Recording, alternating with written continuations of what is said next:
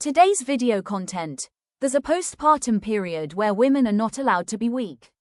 Introductory words. The moment women realize they cannot give up. There's no momentous occasion to mark it. No one says directly, from now on, you're not allowed to be weak anymore. It comes quietly. It's when you've just given birth, your body is still aching, but the baby in your arms starts crying. No one else holds it. You automatically sit up, even though your heart is racing, your hands are trembling. Not because you're ready, but because you have no other choice. It's when night falls. The whole family is asleep. Only you are awake. The baby wheezes on your chest, the dim light illuminating the still red stretch marks. You realize one thing very clearly. If you collapse, no one will immediately step in to fill that void. From that moment, postpartum women begin to learn to suppress their feelings. They suppress their fatigue. They suppress the pain. They suppress the overwhelming anxiety spreading through their chests. You still do everything right. You breastfeed. You change diapers. You answer the familiar questions. How is it? Is the baby well? You nod. You smile softly. No one sees that inside you, there's a part of you longing to sit down and cry, without explanation. The no-go collapse moment isn't when you become stronger. It's when you stop allowing yourself to be weak. And many women get through the postpartum period that way, standing firm by survival instinct, not because they're okay. How does the no way to be weak phase begin? The no way to be weak phase doesn't begin with a major shock. It doesn't come in tears. It comes in small, repetitive things, until women no longer realize they're pushing themselves. Initially, it's just a fleeting thought. Just a little longer. Together because the baby is still young. Together because everyone is tired. Together because I'm a mother now. No one forces postpartum women to be strong immediately. But the surrounding chatter, whether unintentional or habitual, gradually builds a very clear mold of what a right mother should be like. You have a child now, you have to be strong. Everyone goes through this after giving birth. You'll get used to it. Don't overthink it. Focus on your child first. Those words weren't malicious, but they made women understand that their emotions at that moment could be put aside. That their fatigue was secondary. That if they were weak, they would be making everyone uncomfortable. So women began to suppress their emotions. When they felt inexplicably sad, they told themselves, it's probably just hormones. When they felt irritable, they blamed themselves. I'm a mother, why am I so irritable? When they felt empty, they told themselves, it'll be all right, everyone goes through this. Not because they completely believed those words, but because they didn't have time to disbelieve. The no room for weakness phase became very clear when women realized, no matter how tired they were, life around them went on. The baby still needed to be fed. The house still needed to be tidy. Other roles didn't automatically disappear just because they had just given birth. And women learn to stand firm through a very subtle mechanism, putting their own needs last. They don't think of it as a sacrifice. They think of it as the obvious. That's what motherhood is all about. Being strong is necessary to care for their children. Weakness is something they'll deal with later, when they have more free time, when their children are older, when things are less stressful. But the problem is, there's never truly free time. With each passing day, women become more accustomed to not listening to their bodies. Tired, they drink coffee. Sad, they scroll through their phones to forget. Feeling empty, they tell themselves it's due to lack of sleep. They learn to live temporarily, but prolong that temporary state for too long. Gradually, strength is no longer a choice. It becomes a forced role. They can still laugh. They can still talk normally. They can still take excellent care of their children. But when they're alone, they don't know what to call their feelings anymore.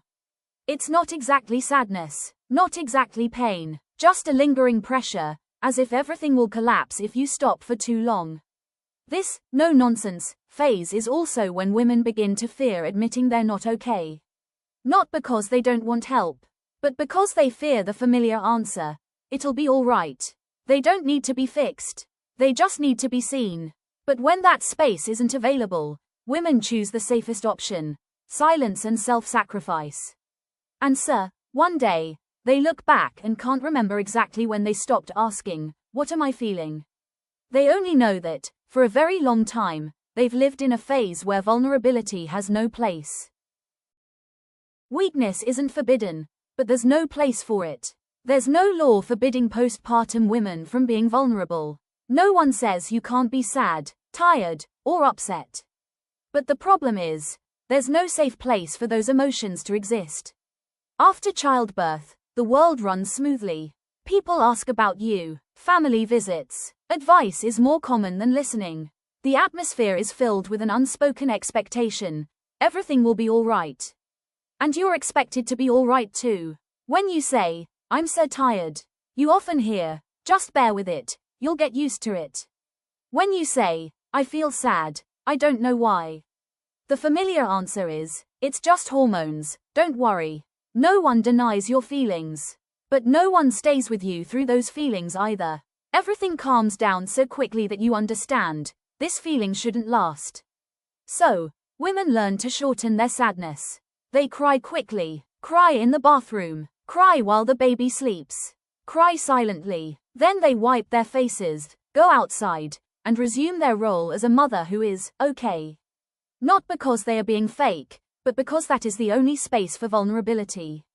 Vulnerability isn't forbidden, but it has to be discreet. No noise, no interruption to others, no prolonged duration, and most importantly, it must not affect childcare. The woman's body is undergoing one of the biggest changes of her life at this time. Hormones change abruptly, sleep is fragmented, self-esteem hasn't had time to be restructured. But all of this happens in silence, because all eyes are on the child. You don't have the space to say, "I feel like I'm not myself anymore." Because that sounds selfish. In a period where you're reminded that your child comes first, weakness, in this situation, doesn't disappear. It's pushed down, lying dormant, waiting to be seen. But because there's no safe place to be touched, it begins to manifest in other ways. Through your body, through unwarranted irritability, through an unnamed feeling of emptiness, through nights you lie next to your child but feel so far away. Postpartum women often ask themselves, "Why am I like this? I have everything already." That question only makes them more silent, because it implies that their weakness is irrational. But the truth is, no emotion is irrational when it has nowhere to be contained. When no one asks a deeper question. When no one is willing to sit down for a few more minutes. When there's no space to speak without being corrected. Women choose the most familiar way, withdrawing into themselves. They are still present, but no longer expressive. They still play their role, but no longer shared. Answer: vulnerability becomes something very private, very lonely. Not because it's shameful, but because there's nowhere to put it down. If you're in this phase, perhaps you don't need anyone to tell you you're strong. You've been strong for too long. What you need is perhaps just a moment to be vulnerable without being rushed back up. Just a moment to be at peace with your emotions, not to resolve them, but to acknowledge their existence. When women learn to hide their failure, women don't learn to hide their distress because they're better at enduring it. They learn it because there's no other safe option. After childbirth, life doesn't slow down to wait for you to get better. Days go on, responsibilities remain, and you soon realize that if you show your vulnerability for too long, everything around you will become awkward. Others won't know what to do with your sadness, and you won't have the strength to explain. So you start learning to hide it. Hiding it with just enough of a smile. Hiding it with the familiar answer, "I'm fine." Hiding it by making everything go smoothly, so no one has to worry more. Initially, it's just a social reflex. You don't want to bother anyone. You don't want to be a burden. But gradually, hiding it becomes a survival skill. You learn to cry silently. You learn to adjust your facial expressions in front of the mirror. You learn to swallow the feeling of breaking down to continue breastfeeding, cooking, and cleaning. No one taught you these things. But your body knows what to do to survive. Outwardly, you're still a normal mother. Sometimes you're even praised for being capable, hardworking, and strong.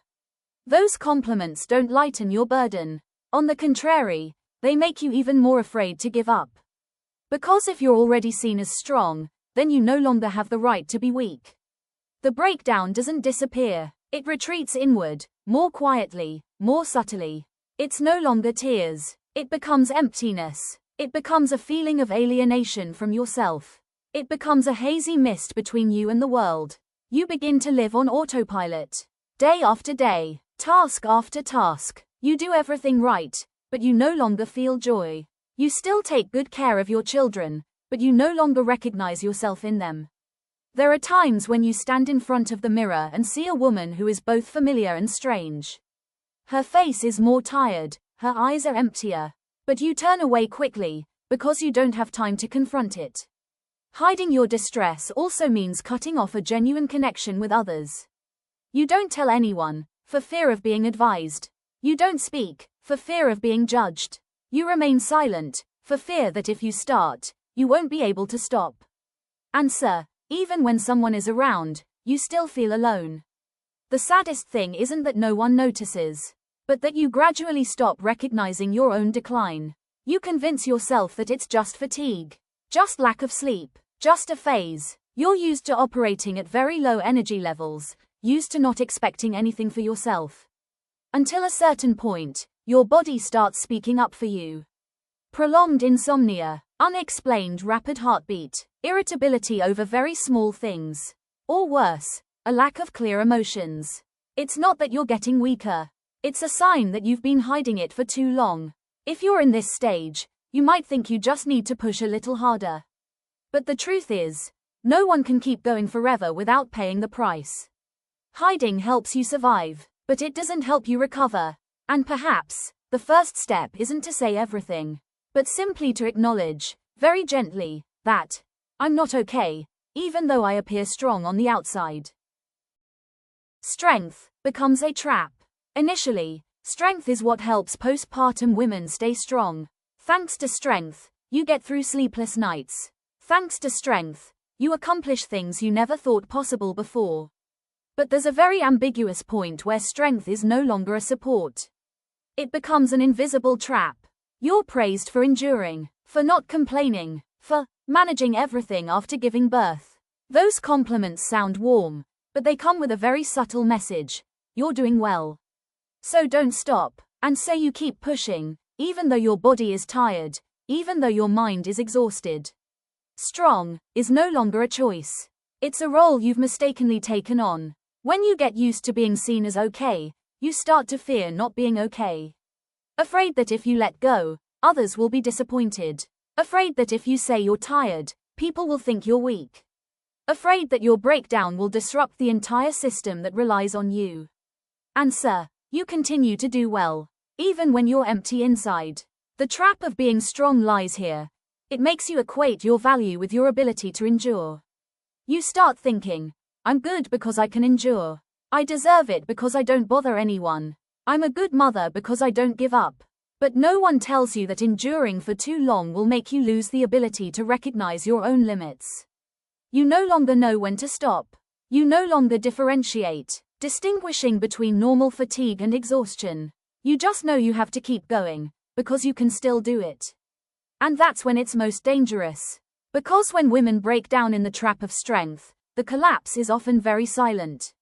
Not a violent outburst of crying, but a gradual fading emotions, fading desires, fading even self-questioning. You still take care of your children, still fulfill your responsibilities, but you no longer feel alive. There are mothers who say, I'm not sad, but I'm not happy either. I just feel empty. That's not normal. It's a sign of someone who's been strong for too long without rest. This trap is even more subtle. It's reinforced daily by society. The image of a self-sacrificing, enduring, and selfless mother is praised. A mother who admits to being tired is easily viewed with pity, or worse, compared to others. And women choose the safest path. Continue to be strong, continue to remain silent.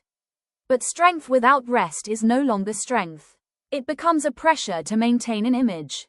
If you're in this trap, you might think you can't stop, because everything will fall apart. But the truth is, things don't need you to be exhausted to function. You don't need to collapse to rest. You don't need to hit rock bottom to be weak. Perhaps, what you need to do isn't to become even stronger, but to allow yourself to step out of the, okay, role for a very moment. Small, just a moment, enough for the body to know that it doesn't have to keep straining forever.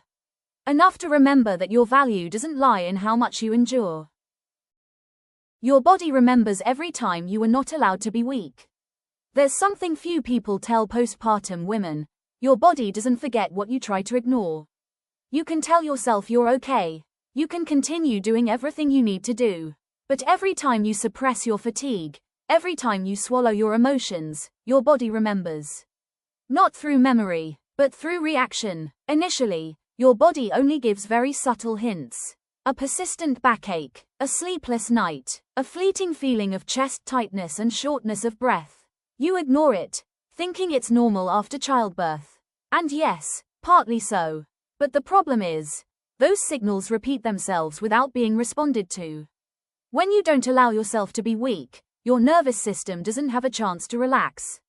It's in a state of constant alert, always ready to respond, always prepared for the next situation. No real rest, and the body gets tired in silence. You start to find yourself more easily startled, more irritable, less able to concentrate. These reactions aren't because you lack patience. They are signs of an overloaded nervous system.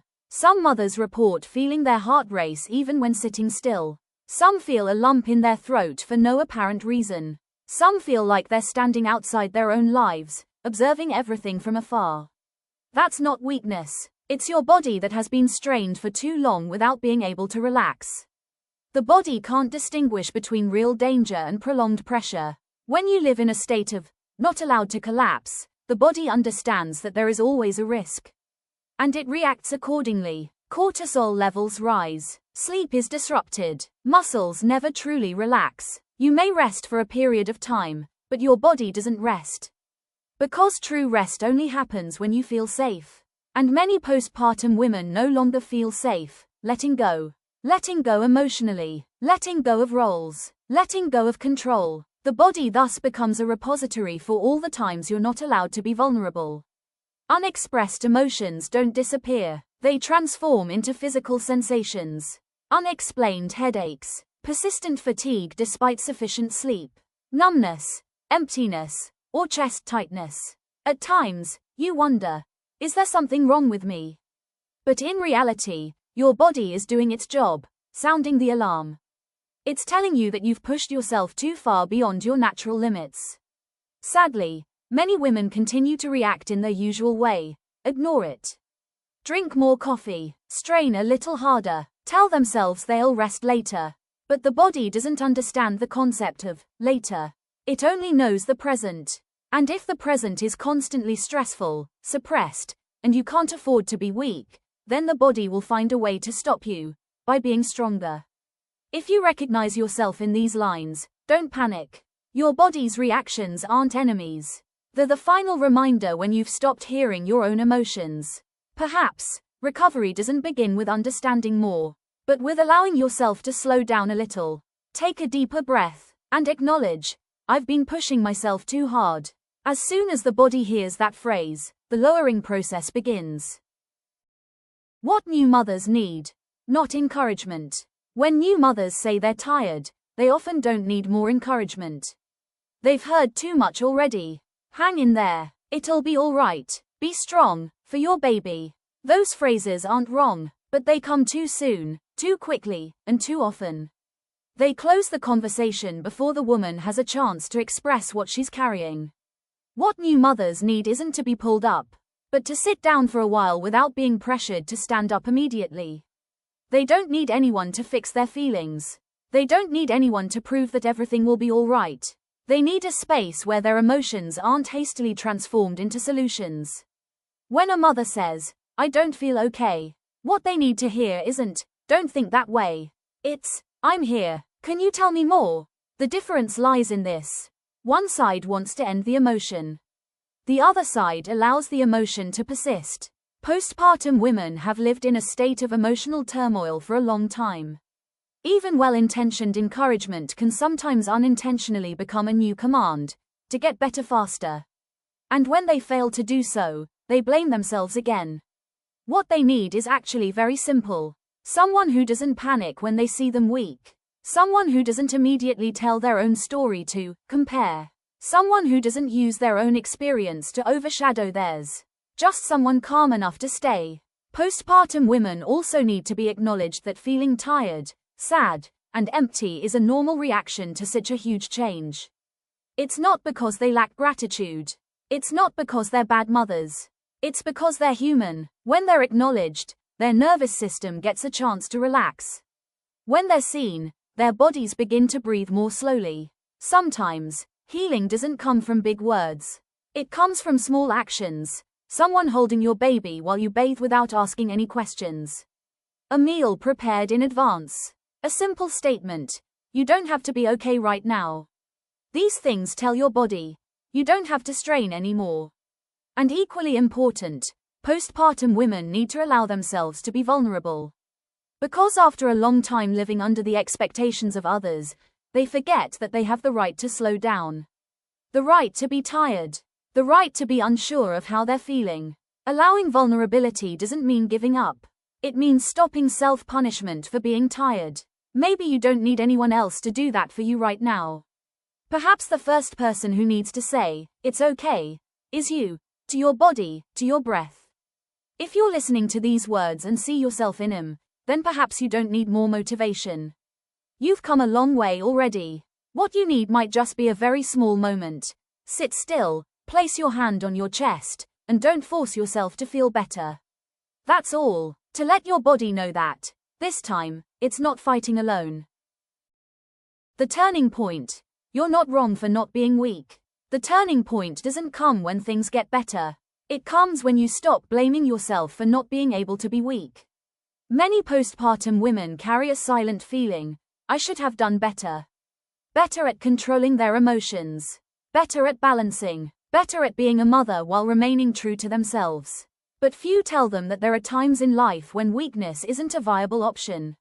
When your child needs you every hour. When your body hasn't fully recovered. When all eyes are on your role as a mother. You didn't become weak because you didn't dare to be weak. You adapted to survive. And that's something very different. The turning point begins with looking at yourself through a different lens. It's no longer a judgmental look, but an understanding one. You don't ask, "Why am I like this?" You ask, "What have I endured?" That question changes so much. It restores context to your reactions. It puts your exhaustion in its proper place. It allows you to stop seeing yourself as the problem. Maybe you were irritable. Maybe you wanted to disappear for a while. Maybe you felt more distant from your child than you wanted. Those things don't make you a bad mother. They are signs of someone who has pushed themselves beyond the natural limits. The turning point doesn't require immediate change. It doesn't require you to be more positive, more grateful, or to rethink things. The turning point simply requires you to stop hitting yourself. Stop repeating in your head that you are weak. Stop comparing yourself to other mothers. Stop believing you could have done more with less fatigue. When you stop blaming yourself, your body receives a crucial signal: the danger has decreased. And only then will your nervous system begin to calm down. Many women think they have to get better before they can allow themselves to rest. But the truth is often the opposite. You need rest before you can begin to get better. The turning point, therefore, isn't a big decision. It can be just a very small moment. It's when you acknowledge, "I did my best in that situation." It's when you allow yourself to be tired without justifying it. It's when you stop trying to prove that you're okay. No one teaches women how to be gentle with themselves after childbirth. They are taught how to sacrifice, how to endure, how to overcome. But no one says, "You have the right to be understood." The turning point doesn't erase what has happened. It doesn't lighten the memory immediately. But it changes your relationship with the past. From reproach, right-pointing arrow to understanding. From coercion, right-pointing arrow to permission. From holding on, right-pointing arrow to letting go. And from there, a very quiet form of recovery begins. No noise, no declarations, just that you no longer see yourself as the one who did wrong. If you are here, listening to these words, you may not feel lighter yet. But if you can think, "I wasn't wrong for not being able to be weak," that's already a very real step. Not to become stronger, but to become human again. Conclusion. Returning the right to be weak. Perhaps the most important thing postpartum women need to regain isn't strength, but the right to be weak. The right to be tired without apologizing. The right to be sad without having to explain. The right to say, "I'm not okay," without fear of disappointing anyone. Weakness doesn't take anything away from you. It doesn't make you a bad mother. On the contrary, it allows you to recover as a person, not just in a role. Returning the right to be weak doesn't mean abandoning responsibility. It means stopping forcing yourself to endure in silence. You don't need to cry a lot. You don't need to recount everything. You don't need to become more positive. Sometimes, the only thing you need to do is pause for a moment. Acknowledge that your body has gone through a very harsh period, and that the fact you're still standing here is a tremendous effort. The right to be vulnerable begins with very small things. A deeper breath, an evening without trying to pretend everything is okay, a moment of allowing yourself to ask for help. No one will give you this right unless you take it for yourself. But when you take it back, ever so gently, your body will know. It will relax. It will stop tensing up defensively. If you're listening to these words and see yourself in them, remember, you didn't come here to be strong forever. You came here to live. And sometimes, living begins with allowing yourself to be vulnerable, and still be there, still be loved, still be enough.